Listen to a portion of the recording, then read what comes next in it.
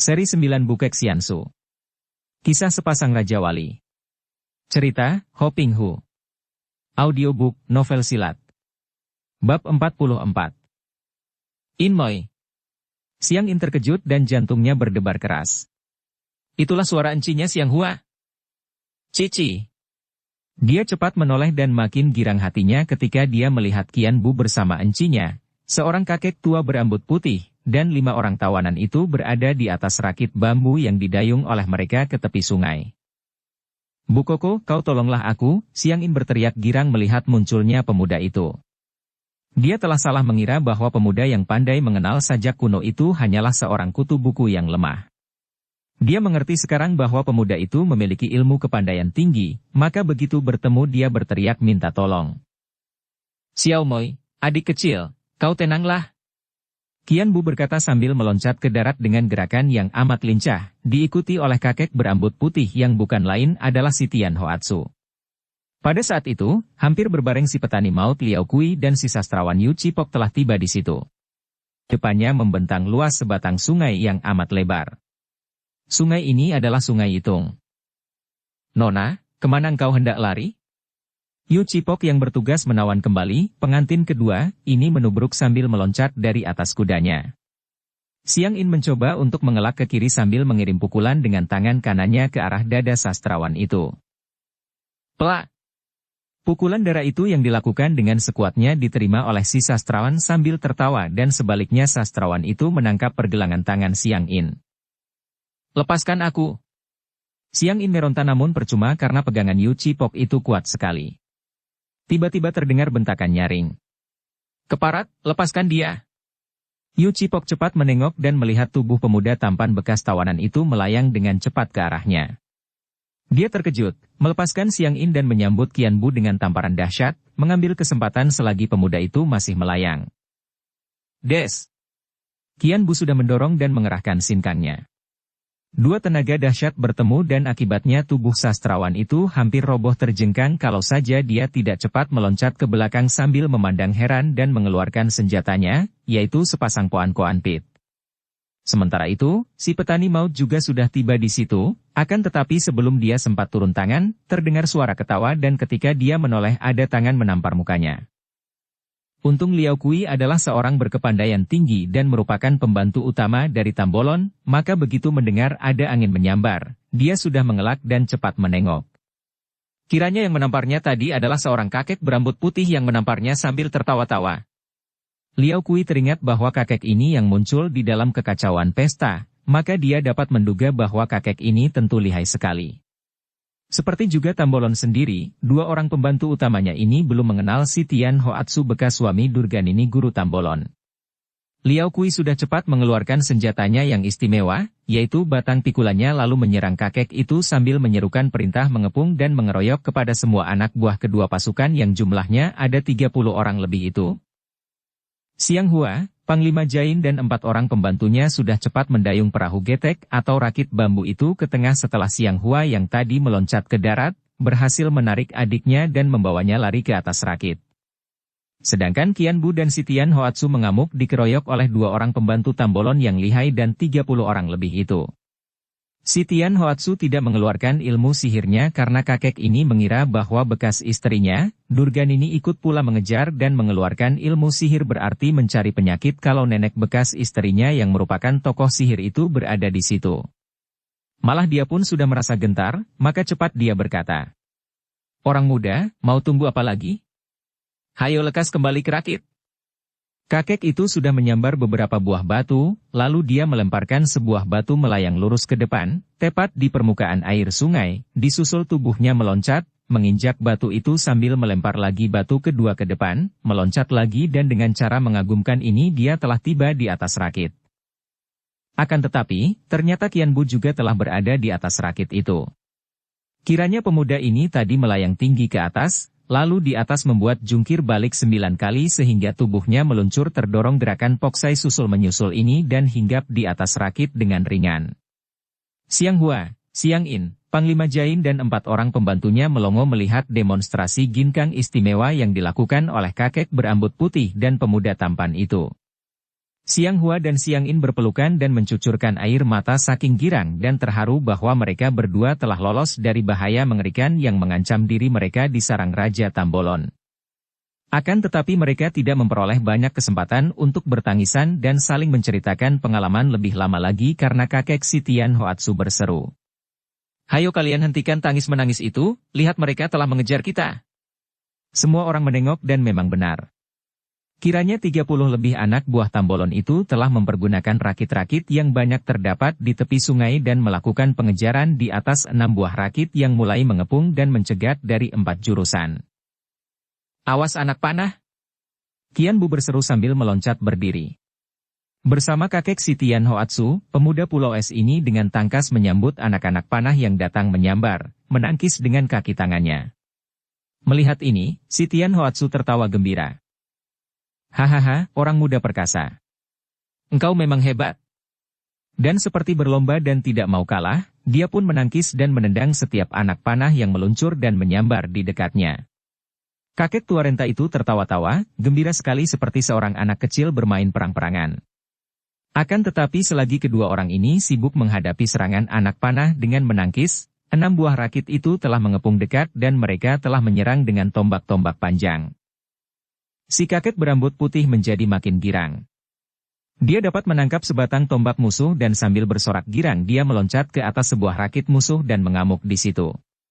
Susahnya bagi para pelarian itu, kakek ini seperti anak kecil, tidak segera merobohkan 6 orang di atas rakit itu melainkan mempermainkan mereka dan hanya menampar dan menendang perlahan saja untuk mempermainkan, membuat mereka berjatuhan akan tetapi mereka masih dapat bangkit kembali dan mengeroyok lagi.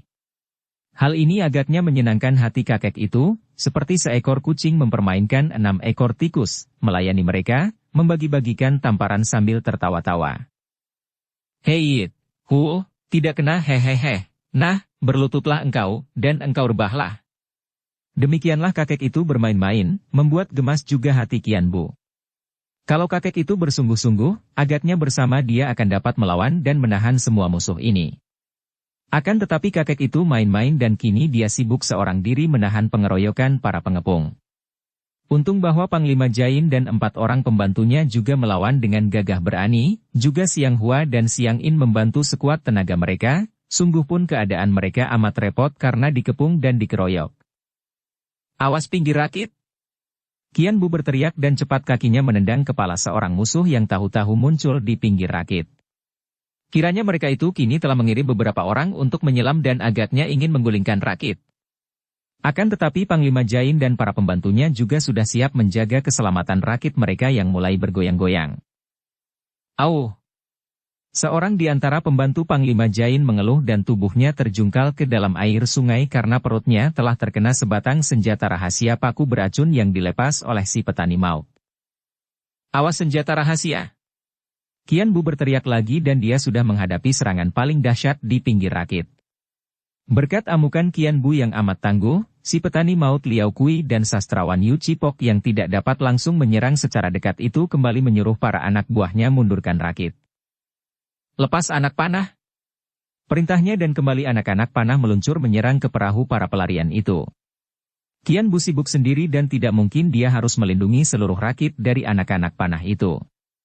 Panglima Jain dan anak buahnya juga sudah memutar golok mereka menangkisi anak-anak panah yang datang menyambar ke arah mereka. Juga 2 orang gadis itu harus berlompatan ke sana-sini menghindarkan diri. Akan tetapi tiba-tiba Siang Hua mengeluh dan roboh di atas rakit. "Cici!" Siang In menubruk encinya dan betapa kaget hatinya ketika dia mendapat kenyataan bahwa punggung encinya terluka hebat dan ketika dia mendekap encinya, Siang Hua mengerang lirih. "Inmoy, kau, jaga dirimu, baik-baik." Gadis ini mengerang lalu terkulai. Sebatang paku beracun yang dilepaskan oleh petani maut kembali telah memperoleh korban, memasuki punggung Siang Hua dan tepat mengenai jantung sehingga gadis itu tewas seketika. "Enci Siang Hua!" Siang In menjerit dan menangis sambil memeluk encinya yang sudah menjadi mayat. Melihat ini, Qian Bu menjadi makin gemas kepada si Tian Hoatsu. "Kakek menjemukan. Kau membantu kami ataukah membantu musuh?" teriaknya. Si Tian Hoatsu tertawa dan sekali kaki tangannya bergerak, 6 orang yang dipermainkannya itu terlempar semua dari atas rakit, tenggelam dan hinggap di pinggir rakit para pelarian itu. Kenapa menangis? Kenapa dia? Enci Xianghua telah tewas. Xiang In menangis. Hahaha, bagus sekali. Sudah enak-enak mati mengapa ditangisi? Apa kau ingin melihat encimu hidup lagi dan menderita seperti kita ini? Bocah tolol kau. Aku yang ingin sekali mampus sampai puluhan tahun tidak juga mampus, sekarang encimu sudah enak-enak mati, membikin aku iri saja, engkau malah menangis. Xiang In tidak mempedulikan kata-kata aneh dan gila-gilaan dari kakek itu, terus memeluki mayat encinya dengan hati hancur dan dia tidak peduli lagi apakah dia terancam bahaya atau tidak, karena setelah encinya mati. Dia amat ngeri dan takut menghadapi hidup seorang diri saja di dunia yang kejam ini. Encinya merupakan pengganti ayah bundanya, sekarang encinya telah mati, berarti bahwa dia akan hidup seorang diri saja di dunia yang penuh dengan kekerasan dan kesengsaraan ini. Kakek si Tian Hoatsu, Qian Bu, Panglima Jain dan pembantunya yang tinggal 3 orang itu masih melakukan perlawanan mati-matian karena para anak buah Tambolon masih terus mengepung mereka. Andai kata pertandingan itu terjadi di atas daratan, dengan adanya si Tian Hoatsu dan Suma Qian Bu, tentu sudah sejak tadi 2 orang pengawal Tambolon beserta puluhan orang anak buahnya itu akan roboh semua dalam waktu singkat. Akan tetapi pertempuran terjadi di atas sungai, di atas rakit dan dikepung dari jauh, dihujani anak panah dan senjata rahasia, maka tentu saja para pelarian itu makin lama makin repot. Rakit mereka telah berada di tengah sungai yang lebar itu, terlalu jauh dari tepi sehingga tidak mungkin lagi bagi mereka untuk mendarat. Para pengeroyok sudah mengepung mereka dan biarpun di antara para pengeroyok itu sudah 10 orang yang terjungkal ke dalam air, namun Liao Kui dan Yu Cipok yang maklum akan kelemahan lawan di air, terus mengepung dan berusaha menggulingkan rakit itu dengan berbagai cara. Sementara itu, di langit atas mereka berkumpul awan mendung menghitam tanpa diketahui oleh mereka yang sedang bertempur. Pada waktu itu, Liao Kui sudah memerintahkan anak buahnya untuk menyerang dengan panah api. Dia merasa penasaran sekali bahwa dengan banyak anak buah belum juga mereka dapat mengalahkan para pelarian itu, maka timbul keinginannya untuk menumpas musuh yang tidak bisa ditawan kembali itu. Berhamburanlah anak panah berapi ke rakit itu dan si Tian Hoatsu berteriak-teriak marah. Akan tetapi kakek yang lihai ini bersama Suma Qian Bu repot menangkis panah-panah ini, demikian pula Jain dan anak buahnya. Hanya Xiang In yang tidak peduli akan itu semua, dan kalau tidak ada Qian Bu yang selalu melindunginya, tentu gadis ini akan menjadi korban panah berapi. Akan tetapi, biarpun mereka tidak atau belum terkena anak panah tetapi ada panah yang menancap di rakit mereka yang mulai terbakar. Seorang anak buah Panglima Jain cepat melepas jubahnya, membasahi jubah itu dengan air sungai kemudian dia cepat memadamkan api yang mulai membakar permukaan rakit dari bambu. Akan tetapi, karena sibuk dengan usaha ini, dia tidak dapat melindungi dirinya sendiri dan terdengar teriakan mengerikan ketika orang ini terkena anak panah yang menancap di lambungnya. Orang butan ini terjungkal dan jatuh ke dalam air sungai. Pada saat itu, tiba-tiba turun hujan dengan derasnya, seperti dituang dari langit, dibarengi dengan angin yang besar. Amukan hujan dan angin ini sekaligus membubarkan pertempuran, karena selain hujan yang amat deras membuat cuaca menjadi gelap sekali dan membuat mereka sukar membuka mata, juga angin ribut membuat air sungai mulai bergelombang yang makin lama makin dahsyat. Beberapa kali Xiang In menjerit karena hampir dia tidak dapat menahan mayat kakaknya yang akan terlempar keluar karena rakit itu mulai berguncang dan miring ke kanan kiri. Semua orang harus berpegang kuat-kuat pada pinggiran rakit agar tidak terlempar keluar. Ternyata hujan sejak tadi turun di hulu sungai Itung dan kini air mulai membanjir datang, menciptakan arus yang amat kuat dan rakit-rakit itu hanyut dan terputar-putar tanpa dapat dikendalikan lagi. Rakit yang membawa para pelarian itu pun hanyut terseret arus, berputaran. Qian Bu mendengar Xiang In menjerit dan menangis karena jenazah encinya tak dapat dipertahankannya lagi. Rakit itu hampir jungkir balik dan dia hampir saja terbawa air kalau saja dia tidak cepat-cepat memegang pinggiran rakit. Dan karena menyelamatkan diri sendiri ini, dia melepaskan mayat encinya yang tahu-tahu telah lenyap di sambar air. Enci! Darah itu menjerit dan dengan nekat dia hendak menyusul mayat encinya. Inmoy, jangan! Di antara air hujan deras yang membuat orang sukar membuka mata, Qian Bu melihat darah itu bangkit berdiri. Dia lalu meloncat dan berhasil mendorong kembali Xiang In sehingga terlempar dan roboh di atas rakit, disambar lengannya oleh si Tian Hoatsu, akan tetapi Qian Bu sendiri tergelincir di pinggir rakit dan terseret oleh air yang mengganas. Butuako! Siang In menjerit akan tetapi Qian Bu telah lenyap di telan air sungai yang menggelora itu. Siang In menjerit-jerit dan roboh pingsan di pelukan kakek si Tian Hoatsu. Inmoy, Inmoy, Qian Bu mengeluh, kepalanya terasa pening dan yang pertama kali teringat olehnya ketika dia siuman dari pingsannya adalah Siang In karena ketika dia terlempar ke air sungai dia sedang berusaha menolong gadis itu. Betapapun kuatnya tubuh Qian Bu di dalam air yang mengamuk itu dia sama sekali tidak berdaya. Dia terseret oleh arus, dibuat terguling-guling, tenggelam timbul, diangkat ke atas oleh gelombang, dihempaskan ke bawah dan dia pingsan, tubuhnya seperti tidak bernyawa lagi dipermainkan air sungai Yitung yang mengamuk. Dan mungkin saja karena pingsan inilah maka nyawanya tertolong. Andai kata dia tidak pingsan, tentu dia akan melawan maut dan justru perlawanan yang sia-sia itu membuat tubuhnya kaku dan mungkin akan remuk-remuk terbanting-banting seperti itu. Setelah pingsan tubuhnya menjadi lemas dan tak pernah melawan dipermainkan air dan agaknya air sungai pun tidak bernafsu lagi menghadapi korban yang tidak mau melawan, seperti seekor kucing tidak bernafsu lagi mempermainkan seekor tikus yang sudah tidak dapat bergerak. Akhirnya air menjadi bosan dengan tubuh manusia yang tak mampu bergerak lagi itu dan menyeretnya ke tepi, melontarkannya ke pinggir sehingga separuh tubuhnya berada di atas tanah sedangkan dari pinggang ke bawah masih di dalam air. Siang In, kasihan kau, kembali dia mengeluh. Engkau juga kasihan, muda belia yang tampan, terdengar suara halus berada di dekatnya. Qian Bu terkejut dan kesadarannya mulai kembali. Ketika dia merasa betapa kepalanya rebah di tempat yang lunak dan hangat, dia cepat membuka matanya dan terbelalak heran melihat sebuah wajah yang cantik sekali berada di atasnya. Wajah yang berkulit halus, dengan sepasang mata bening menatap mesra, dengan bibir yang merah tersenyum ramah. Dan dia ternyata rebah di atas rumput di tepi sungai, kepalanya rebah di atas pangkuan wanita berwajah cantik itu. Tentu saja Qian Bu terkejut sekali dan cepat dia bangkit duduk dan membalikkan tubuh memandang. Wanita itu cantik bukan main dan ia mencium bau harum semerbak. Kau siapakah? Qian Bu bertanya meragu karena dia seperti pernah melihat wanita ini. Senyum di bibir merah itu makin melebar dan nampaklah deretan gigi putih bersih, kemudian, hanya sekilas pandang, nampak ujung lidah yang meruncing dan merah menjilat keluar di antara deretan gigi atas bawah. Hanya sebentar saja akan tetapi mendatangkan penglihatan yang mengesankan. Namaku Heng Kui, Shilau, aku melihat engkau rebah di tepi sungai, kukira sudah mati, lalu kutarik ke sini, ternyata engkau masih hidup. Syukurlah, Kongcu, syukur engkau masih hidup. Suara wanita ini merdu dan seperti orang bernyanyi saja penuh dengan nada tinggi rendah dan kata-katanya diiringi gerak bibir mempesona dan kerling mata yang menyambar-nyambar. Heran sekali, melihat bibir yang bergerak-gerak dan mata mengerling tajam itu teringatlah Qian Bu kepada Siang In ketika darah itu berlagak meniru gerak-gerik wanita yang genit memikat. Wanita genit memikat. Tak salah lagi, dia inilah orangnya. Jadi, engkaukah ini? Dia meloncat berdiri dan wanita itu memandang ke arah celananya yang basah kuyup dan menempel ketat di tubuhnya, sambil tertawa. Qian Bu menunduk dan cepat dia menutupkan jubahnya yang juga basah kuyup di depan tubuhnya. Sialan! Celana yang basah kuyup itu membuat dia seperti telanjang saja.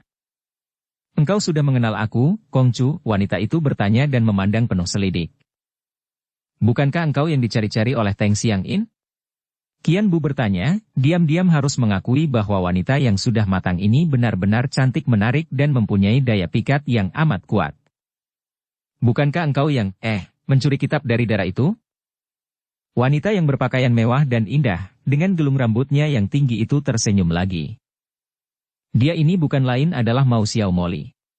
Seperti telah kita ketahui, setelah mendengar dari Siang In tentang obat anak naga di Telaga Sungari, wanita ini meninggalkan Siang In dan melanjutkan perjalanan hendak menuju ke telaga itu. Akan tetapi dia terhalang oleh hujan angin dan terpaksa dia mencari tempat perlindungan dan berteduh di dalam sebuah bekas bangunan kuil tak jauh dari sungai Yitung yang akan diseberangi. Setelah hujan berhenti, dia keluar dari tempat peneduhan itu dan secara kebetulan saja dia melihat Qian Bu terdampar di tepi sungai. Melihat seorang pemuda yang amat tampan dan muda itu terdampar seperti telah mati, dia merasa sayang sekali dan cepat menghampiri. Segera ditolongnya pemuda itu ketika dia mendapat kenyataan bahwa pemuda itu masih hidup. Ah, agaknya adik Siang In telah bercerita kepadamu tentang kitab itu? Ah, Kongcu, kitab itu hanya kupinjam saja dan sekarang telah kukembalikan. Apakah dia tidak bercerita kepadamu betapa aku telah menolong dan menyelamatkannya dari tangan Tambolon? Aku yang mengajaknya lari sebelum dia menjadi korban kejahatan Tambolon dan mengantarnya sampai dia selamat dari kejaran mereka. Qian Bu lalu duduk kembali dan wanita itu membuat api unggun. Sampai lama mereka tidak bicara, dan wanita itu sering mengerling dan tersenyum kepadanya, sedangkan semua gerak-geriknya ketika membuat api unggun, ketika melangkah dan melenggang, semua penuh daya pikat dan seluruh bagian tubuh wanita itu seperti hidup sendiri-sendiri, bergerak penuh keindahan, dari gerak matanya, sampai ke ujung jari tangannya, pinggangnya, kakinya, bibirnya. Agaknya engkau telah menolong aku pula, Toanio.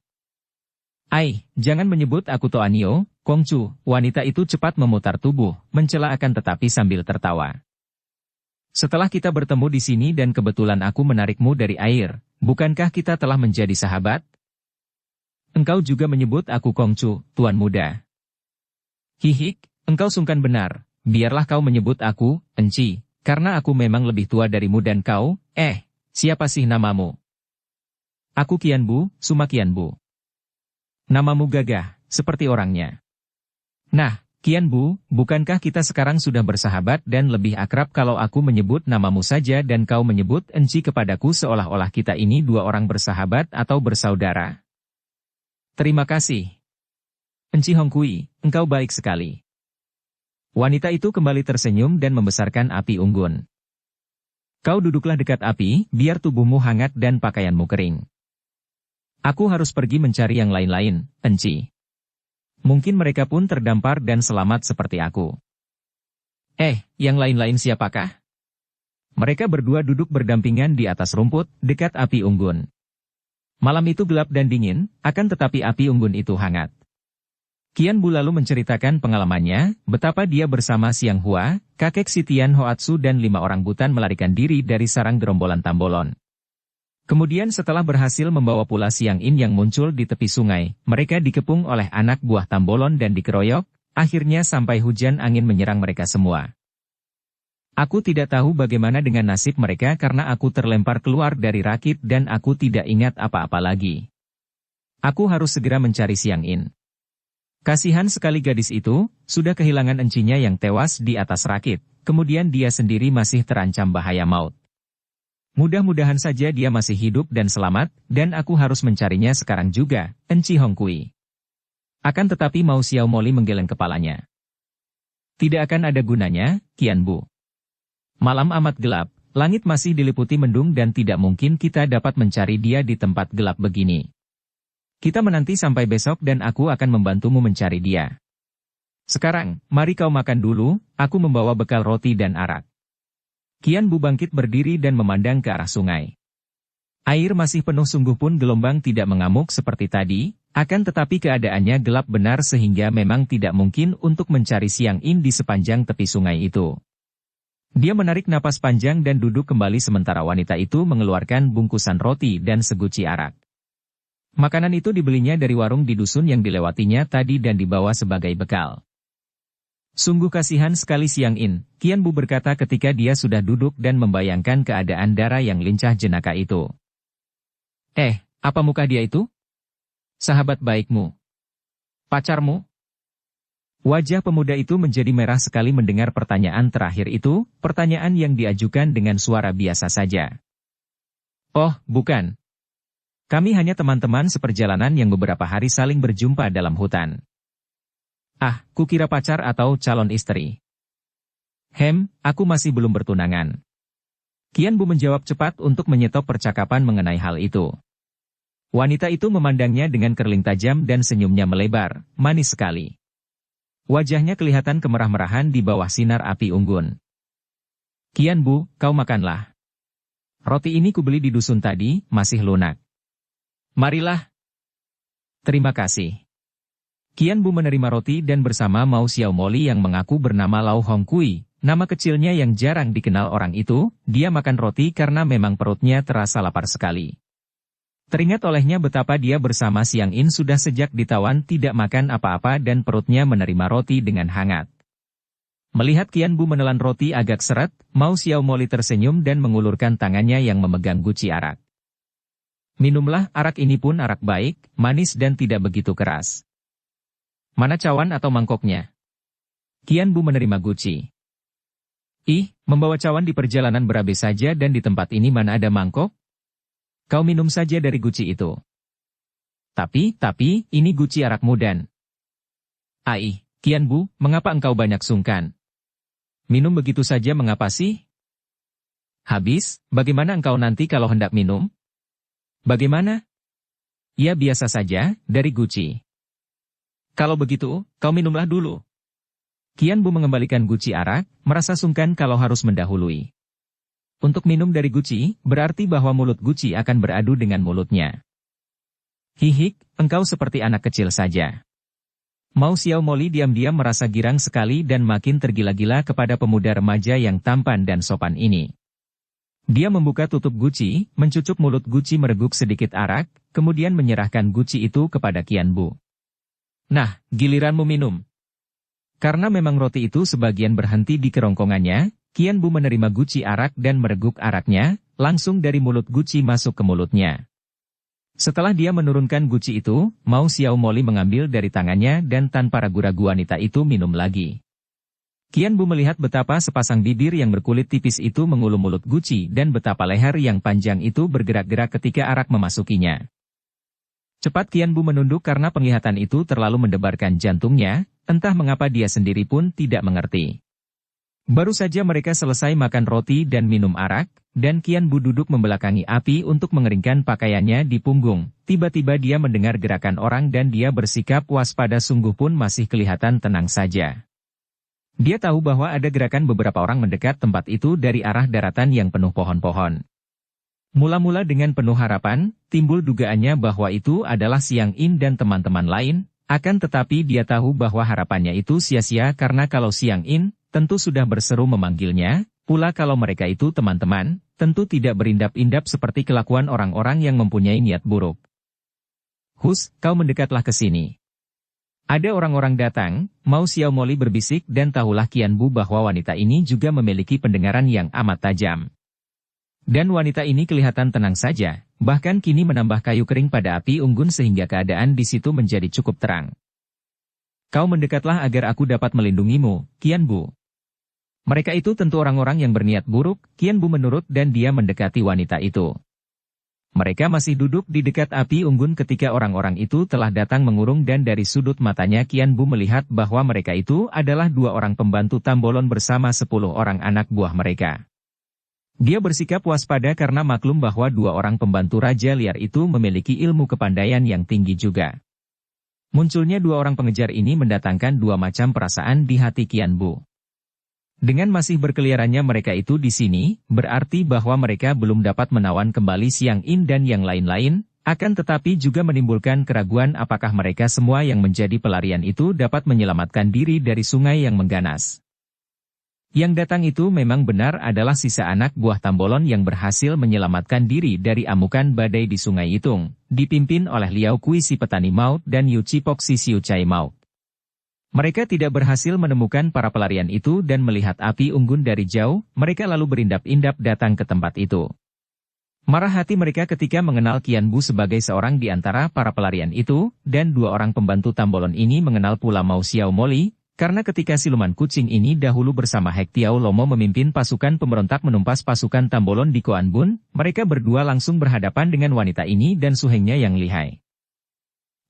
Kiranya engkau pula yang berada di sini, Xiaomoli. Liao Kui berkata marah sambil melintangkan batang pikulannya di depan dada. Sudah berkali-kali engkau sengaja merintangi jalan kami. Sesudah penyerbuan di Koan Bun, engkau melarikan pengantin raja kami, kemudian sekarang engkau di sini bersama seorang buruan kami. Berikan dia kepada kami. Mao Xiaomoli tersenyum.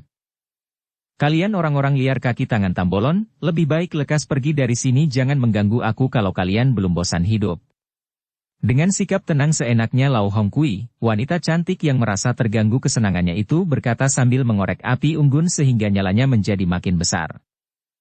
Perempuan sombong. Kau kira aku takut kepadamu? Liao Kui membentak marah sekali. Hihik, engkau sudah bosan hidup. Mao Xiao Moli tertawa lalu berbisik kepada Qian Bu. Engkau tunggu sebentar, aku akan menghajar tikus-tikus busuk ini. Qian Bu mengangguk dan memandang dengan terheran-heran. Tak disangkanya sama sekali bahwa wanita cantik jelita yang telah menolongnya ini, yang mempunyai nama indah, yaitu Lau Hongkui, kiranya adalah Mao Xiao Moli, si siluman kucing yang telah dia dengar namanya dari kakaknya itu. Kiranya ini adalah sumoy dari Hek Tiao Lomo yang lihai. Heran sekali dia mengapa seorang iblis seperti Hek Tiao Lomo memiliki seorang sumoy sehebat ini dan sama sekali tidak disangkanya bahwa wanita yang berjuluk Mao Xiao Moli yang dikabarkan seperti iblis betina itu ternyata adalah seorang wanita yang begitu cantik. Dan wanita ini tidak membohong ketika mengatakan bahwa dia menyelamatkan Siang In dari tangan Tambolon, karena menurut ucapan Liao Kui yang marah tadi agaknya memang demikian. Kini Qian Bu duduk di dekat api unggun dan menonton dengan hati tertarik. Lau Hongkui tidak tahu bahwa dia memiliki kepandaian maka dia pun tidak akan turun tangan kalau tidak perlu sekali, sungguh pun dia telah siap karena maklum betapa lihainya dua orang pembunuh utama Tambolon. Mampuslah! Tiba-tiba tangan Mao Xiao Moli bergerak dan dia telah melontarkan sebatang ranting yang ujungnya bernyala ke arah petani Mao. Ranting yang ujungnya terbakar itu meluncur seperti anak panah cepatnya, menyambar ke arah dada pembantu utama Tambolon itu. Liao Kui mendengus marah, batang pikulannya bergerak menangkis dan ranting itu meluncur ke kiri. Terdengar pekik mengerikan dan seorang di antara anak buah pasukan Tambolon itu roboh dengan perut tertembus ranting tadi yang kini menjadi padam. Xiao Moli tertawa dan Liao Kui menjadi marah bukan main. Tak disangkanya bahwa lontaran ranting itu sedemikian kuatnya sehingga biarpun telah dapat ditangkis, namun masih dapat membunuh seorang anak buahnya. Lau Hongkui sudah meloncat berdiri dan tangan kanannya meraba punggung. Sinar kehijauan nampak di antara cahaya api ketika wanita ini sudah mencabut pedangnya. Melihat ini Liao Kui sudah berteriak keras dan menerjang maju, sambil menggerakkan senjatanya yang istimewa, yaitu batang pikulannya. Sing! Wir! Pikulan berubah menjadi sinar bergulung ketika menyambar ke arah Xiao Moli, namun wanita ini tidak menjadi gentar, cepat mengelak dan menggerakkan pedangnya untuk balas menyerang. Tring-tring-terang. Berkali-kali kedua senjata bertemu dan bunga api berhamburan. Keduanya merasa betapa tangan mereka yang memegang senjata tergetar, maka dengan kaget mereka melangkah mundur dan memeriksa senjata masing-masing. Setelah ternyata bahwa senjata mereka tidak menjadi rusak, mereka bergerak lagi saling menyerang dengan marah. Qian Bu yang menonton pertempuran itu menjadi kagum. Ternyata bahwa Lau Hongkui selain cantik jelita dan memiliki daya tarik yang amat luar biasa, juga memiliki kepandaian tinggi, ilmu pedangnya indah dan lihai sehingga kalau saja pembantu utama Tambolon itu bukan seorang yang berilmu, tentu tidak akan kuat bertahan menghadapi gerakan pedang yang cepat dan aneh itu. Mereka ternyata seimbang karena senjata batang pikulan itu pun luar biasa, berputar seperti kitiran dan mengandung kekuatan yang dahsyat. Qian Bu mengerti bahwa dalam hal tenaga, petani maut itu lebih kuat dibandingkan dengan Xiao Moli, akan tetapi jelas bahwa wanita itu lebih cepat gerakannya, lebih lincah dan ringan sehingga mengandalkan kelincahannya ini, Xiao Moli dapat mengimbangi desakan lawan.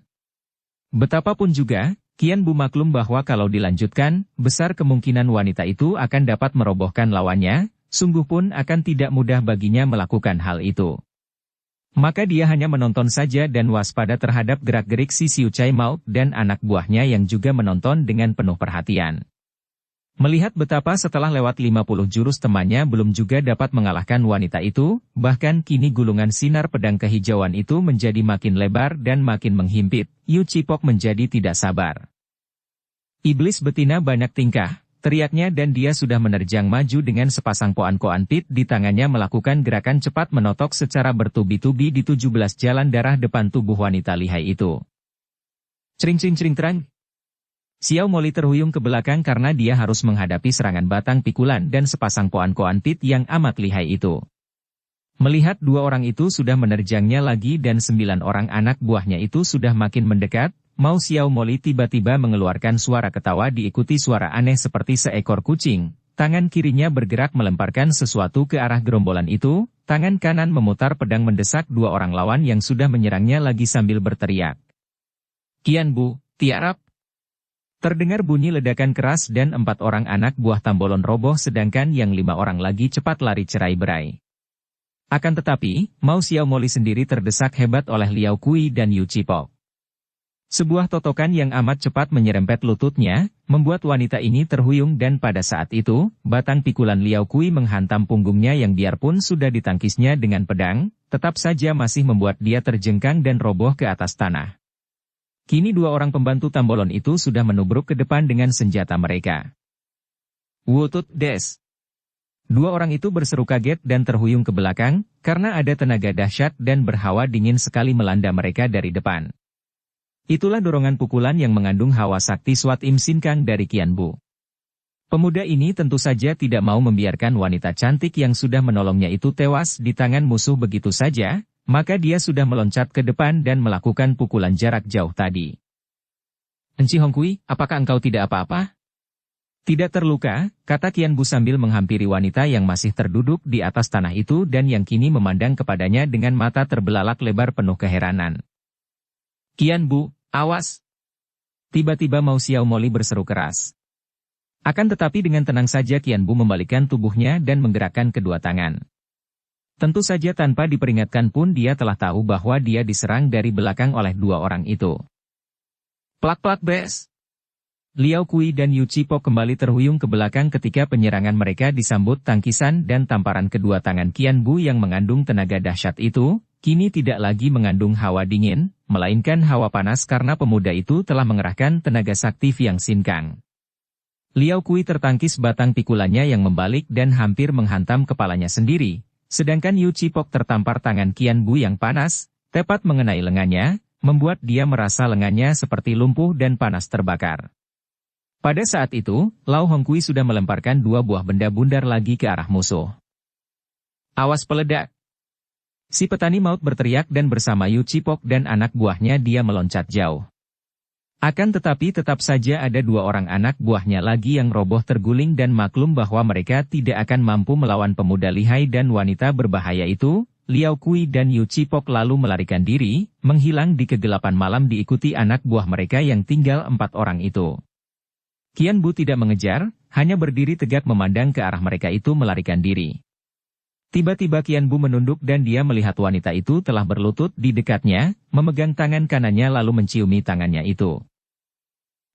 Engkau kenapa, Enci?" tanyanya, akan tetapi tidak dapat menarik tangannya yang digenggam erat-erat dan dibelai oleh wanita itu.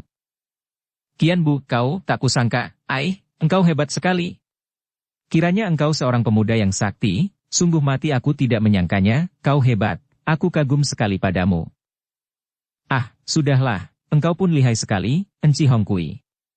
Wanita itu bangkit berdiri, masih memegangi lengan Qian Bu, dan di bawah sinar api unggun dia melihat betapa muka wanita itu kemerahan, matanya yang indah itu agak terpejam, menyipit dan sayu menatapnya, jari-jari tangan wanita itu merayap dari lengannya, ke atas, membelai dadanya, pundaknya, lehernya dan mengelus pipinya, bibirnya tersenyum, agak terbuka, agak terengah.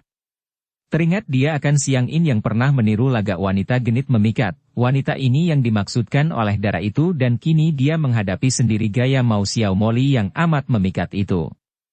Berdebar rasa jantungnya, dan dia cepat menarik diri dengan halus sambil berkata, "Kiranya engkau adalah Mao Xiaomoli, sumoi dari Hek Tiao Lomo?" Xiaomoli tersenyum, tidak mendesak dengan rayuannya karena dia maklum bahwa pemuda ini adalah seorang yang memiliki kepandaian hebat sekali, tidak boleh dipandang ringan. Hati wanita ini sudah terpikat. Baru sekali ini selama hidupnya dia benar-benar jatuh cinta kepada seorang pria. Biasanya dia menganggap pria hanya sebagai barang permainannya, untuk menyenangkan hatinya, untuk memuaskan nafsu berahinya. Entah sudah berapa banyaknya pria yang dibunuhnya setelah dia puas mempermainkannya lalu menjadi bosan dan membunuhnya. Biasanya, kaum prialah yang tergila-gila kepadanya. Akan tetapi sekarang, Mao Xiaomoli yang tergila-gila kepada Qian Bu, setelah dia melihat betapa pemuda yang tampan gagah ini ternyata amat lihai, memiliki kepandaian yang agaknya lebih tinggi daripada kepandaiannya sendiri.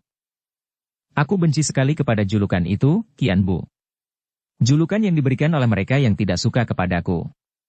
Aku benci sekali, apalagi kalau engkau yang menyebutnya. Bagimu aku adalah Lau Mongkui, wanita biasa saja." Qian Bu tersenyum. Enci Hongkui, biarpun engkau mengaku seorang wanita biasa saja, kenyataannya engkau adalah seorang wanita yang luar biasa. Engkau cantik jelita, berkepandaian tinggi, sumoi dari ketua pulau neraka, akan tetapi wanita itu sudah tidak mendengarkan kata-kata selanjutnya dari Qian Bu. Demikian girang hatinya mendengar pujian bahwa dia cantik jelita. Benarkah, Qian Bu? Benarkah engkau berpendapat bahwa aku cantik jelita? Engkau memang cantik dan genit memikat, Qian Bu kembali teringat kepada Xiang In. Dan biarpun engkau Sumo Hek Tiao Lomo, ternyata engkau baik, telah menolong Xiang In, dan juga telah menolongku. Akan tetapi sekarang aku harus pergi, Enci Hongkui. Aku harus mencari Xiang In. Qian Bu sudah memutar tubuhnya hendak pergi dan merasa bahwa akan terjadi sesuatu yang tidak baik kalau dia terus berdekatan dengan wanita ini, yang membuat jantungnya berdebar aneh.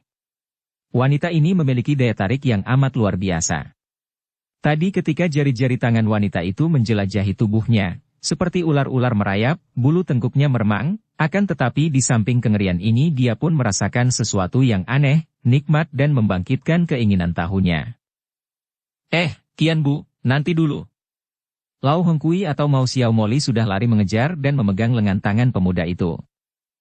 Kenapa kau hendak pergi sekarang? Sudah kukatakan malam amat gelap, engkau tidak akan berhasil mencarinya, pula, di tempat ini berkeliaran orang-orangnya tambolon sehingga di dalam gelap amat berbahaya, dapat celaka oleh mereka. Tunggulah sampai besok pagi, aku akan membantumu mencari dia, Qian Bu. Tidak perlu, Enci. Biar aku mencari sendiri. Engkau baik sekali dan terima kasih atas semua bantuanmu. Kau nekat hendak pergi mencari gelap-gelap begini? Kalau begitu, biar aku menemanimu. Tentu saja Qian Bu tidak dapat menolak atau melarang dan mereka berdua mulai mencari-cari di sepanjang sungai itu. Akan tetapi, karena memang cuaca amat gelap, sukar sekali mencari orang dan akhirnya Qian Bu terpaksa menurut bujukan Hongkui untuk beristirahat dan menanti sampai malam lewat, baru akan melanjutkan usaha mencari Xiang In dan yang lain-lain itu. Mereka duduk di tepi sungai, membuat api unggun. Tidurlah, Qian Bu. Engkau baru saja mengalami bahaya maut di sungai, mengalami pertandingan yang berat. Engkau tentu lelah sekali, biar aku yang menjaga di sini. Qian Bu memang merasa lelah sekali. Dia lalu merebahkan diri terlentang di atas rumput dekat api unggun, memandang wanita itu yang duduk dekat api unggun sambil menambah kayu bakar ke dalam api. Hongkui menoleh dan mereka saling pandang. Wanita itu tersenyum. Giginya yang berderet rapi itu berkilauan tertimpa cahaya api.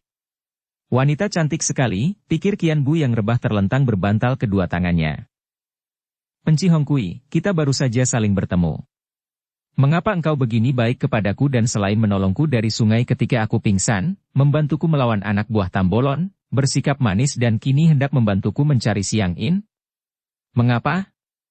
Pertanyaan yang mengandung nada suara penuh selidik ini tentu saja dapat tertangkap oleh wanita yang sudah berpengalaman itu. Mau Xiao Moli tahu pemuda macam apa adanya Qian Bu. Seorang pemuda yang masih perjaka, yang belum berpengalaman, namun seorang yang gemblengan dan biarpun di dalam sinar mata pemuda itu terdapat semangat kegembiraan yang besar, namun pemuda seperti ini tidak akan mudah tunduk kepada dorongan nafsu begitu saja. Juga tidak mungkin untuk memaksa pemuda ini seperti yang sering dia lakukan terhadap pemuda-pemuda lain, tidak mungkin pula mempergunakan obat bius atau obat perangsang. Satu-satunya jalan dia harus dapat menundukkan hati pemuda ini dengan rayuannya, harus dapat menimbulkan cinta kasih di hati pemuda ini. Dan dia dapat membayangkan betapa akan senang dan bahagia hatinya kalau pemuda ini dapat bertekuk lutut dan dapat menjadi kekasihnya.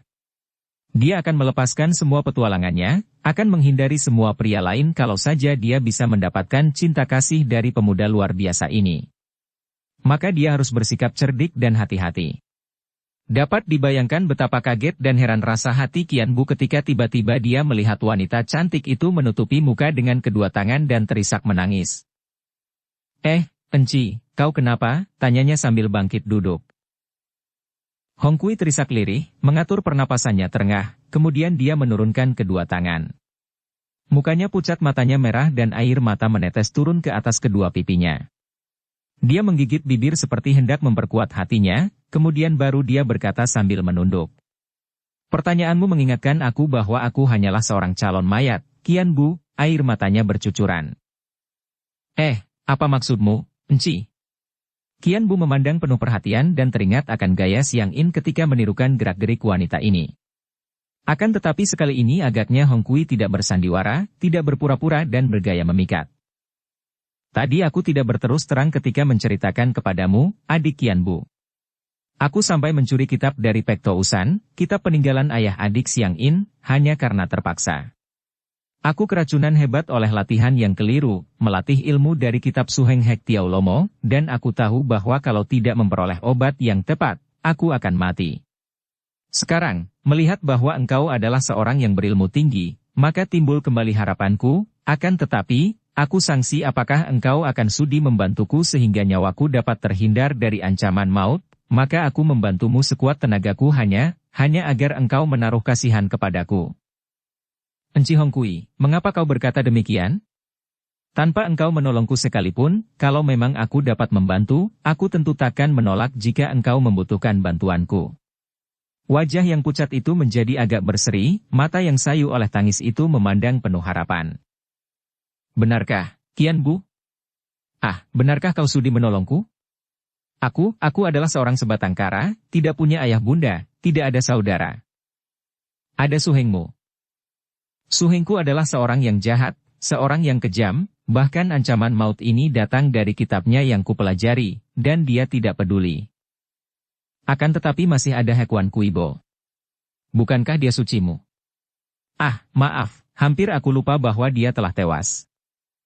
Andai kata masih hidup pun, suci itu lebih jahat lagi daripada Suheng. Pendeknya, aku hidup sebatang kara di dunia ini, dan sekarang terancam bahaya. Hanya engkau yang kuharapkan, hanya engkau yang dapat membantuku, Qian Bu. Enci Hong Kui, engkau sendiri adalah seorang yang memiliki kepandaian tinggi. Kalau hanya mencari obat saja, tanpa bantuanku pun engkau tentu dapat melakukannya. Engkau tidak tahu.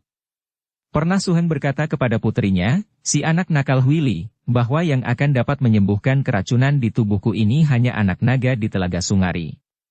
Dan bulan depan ini naga itu akan munculnya setiap 10 tahun sekali. Nah, anak naga yang dibawa muncul di permukaan air telaga oleh induknya itulah yang akan dapat membersihkan darah dan tubuhku dari keracunan. Akan tetapi, tidak mudah untuk menangkap anak naga itu, Qian Bu. Dengan tenagaku sendiri saja, agaknya tidak akan mungkin berhasil. Oleh karena itu, aku mohon kepadamu, sudilah engkau membantuku menangkap anak naga di Telaga Sungari itu, yang berarti bahwa engkau akan menyelamatkan nyawaku. Dan wanita itu menangis sambil menjatuhkan diri berlutut di depan Qian Bu. Pemuda itu terkejut, merasa kasihan sekali lalu membangunkan wanita itu. Jangan begitu, Enci. Baiklah, aku akan membantumu.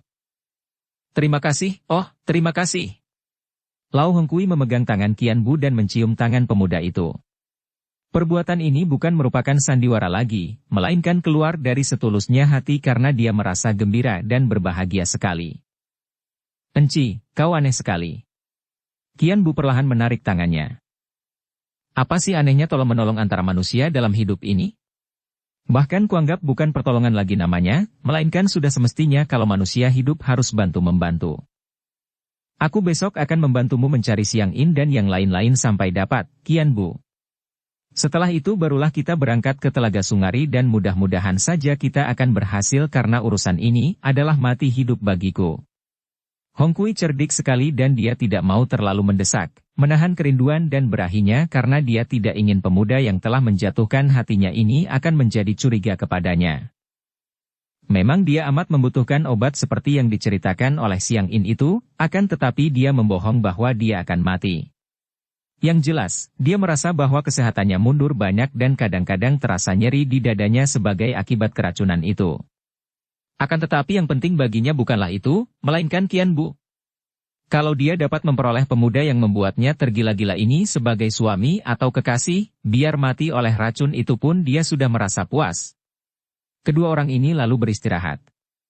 Qian Bu bersandar pada batang pohon, memandang ke arah tubuh Hong Kui yang rebah terlentang di dekat api unggun dalam keadaan pulas. Cantik sekali wanita ini, pikirnya, kagum melihat wajah yang cantik itu tertimpa sinar api unggun dan tubuh yang menggerahkan itu menonjol di balik pakaian dari sutera, dadanya yang penuh turun naik dalam pernapasannya. Wanita cantik yang terancam bahaya maut. Akan tetapi benarkah itu? Perempuan ini adalah Sumoi dari Hektial Lomo, dan ketua pulau neraka itu demikian jahatnya. Bagaimana kalau wanita ini pun jahat seperti suhengnya dan menjalankan siasat untuk menipunya? Kelihatannya begitu sehat dan segar, dan gerakannya ketika bertanding tadi amat ringan dan lincah, sama sekali tidak ada tanda-tanda keracunan. Akan tetapi, dia bukan seorang ahli pengobatan, maka tentu saja tanda-tanda itu tidak nampak olehnya. Betapapun juga, kepandaiannya tentang jalan darah dan hawa murni di dalam tubuh yang dimilikinya ketika dia dilatih Sinkang, di bawah gemblengan ayahnya, membuat dia dapat menentukan apakah seseorang mengandung hawa beracun di dalam tubuhnya atau tidak, dengan jalan meneliti jalan darahnya dan detak jantungnya. Qian Bu mendekati tubuh Hong Kui. Melihat wanita itu sudah tidur pulas, dan hal ini diketahuinya dari jalan pernapasannya, Qian Bu lalu mengulur tangan, yang kiri meraba ulu hati Hong Kui, yang kanan memegang pergelangan tangannya. Pemuda yang lihai namun masih hijau ini dapat dikelabuhi oleh Hong Kui. Wanita ini amat pandai, dan tahu bahwa untuk mengelabuhi seorang pemuda setinggi Qian Bu kepandaiannya bukanlah hal mudah dan kalau hanya dengan memejamkan mata pura-pura tidur saja tentu akan diketahui oleh pemuda lihai itu. Dia pun tahu bahwa bagi seorang yang mengerti akan ilmu silat, tanda bagi seseorang apakah dia itu pulas atau tidak dapat dilihat dari pernapasannya, karena pernapasan dari seorang yang tidak tidur, betapapun diusahakan supaya halus dan panjang, tetap saja dikuasai oleh kesadaran dan setiap saat dapat berubah sesuai dengan isi pikirannya yang menguasai jantung sehingga pernapasan yang tidak dapat terlepas dari keadaan jantung itu terpengaruh pula. Pernapasan seorang yang tidur adalah wajar dan tidak dikuasai apa-apa, paru-paru bekerja sewajarnya dan dengan sendirinya. Pendengaran tajam seorang ahli silat yang terlatih seperti Qian Bu tentu dapat membedakannya. Oleh karena itu, Hong Kui yang rebah terlentang dan sengaja menghimpit bajunya di bawah tubuh sehingga bajunya tertarik ketat mencetak lekuk-lengkung tubuhnya sehingga kelihatan amat menggairahkan, melakukan siulian sambil rebah sehingga keadaannya tiada bedanya dengan orang tidur karena segala bentuk rasa, hati dan pikiran telah terhenti dan tidak lagi mempengaruhi jantungnya, membuat pernapasannya menjadi wajar seperti napas orang tidur. Patut dikagumi kekuatan kemauan wanita ini. Dapat dibayangkan betapa ketika Qian Bu mendekatinya, menempelkan telapak tangan di antara bukit dadanya, nafsu berahinya telah terangsang dan ingin dia merangkul leher pemuda itu dan menariknya untuk didekap dan dicumbu, akan tetapi Hong Kui menahan diri dan tidak bergerak sama sekali. Qian Bu sendiri adalah seorang pemuda yang pada dasarnya memiliki sifat-sifat romantis. Dia memang tidak mempunyai niat lain kecuali memeriksa keadaan tubuh wanita itu untuk menyelidiki apakah benar wanita itu keracunan darah dan tubuhnya, akan tetapi ketika ujung jari tangannya menyentuh ulu hati dan tanpa disengaja menyentuh lereng bukit dada, jantungnya sendiri berdebar tegang sehingga ketegangannya membuat kepekaannya berkurang dan dia tidak tahu bahwa dalam beberapa detik, jantung wanita itu berdebar keras sekali, kemudian terhenti dan menjadi normal lagi. Ketika Qian Bu mengerahkan sedikit sinkang yang hangat untuk menyelidiki, dan merasa betapa tenaganya itu bertemu dengan hawa yang tidak wajar padahal wanita itu masih pulas, tahulah dia bahwa memang ada hawa beracun yang mujizat dan berbahaya mengeram di dalam tubuh dan darah Lau Hong Kui. Cepat dia melepaskan kedua tangannya dan kembali ke tempatnya semula, yaitu bersandar pada batang pohon. Dia tidak membohong, pikirnya lega. Akan tetapi perasaan jari tangan bersentuhan dengan bukit dada tadi selalu mengganggu pikirannya, tak pernah dapat dilupakannya sehingga Qian Bu menjadi gelisah dan tidak berhasil tidur sama sekali. Maka dia lalu menghampiri api unggun, ditambahi kayu sehingga api membesar, kemudian dia duduk bersila untuk mengatur pernapasan dan menenteramkan hatinya yang diganggu dan digelitik pengalaman tadi. Bersambung ke bab 45.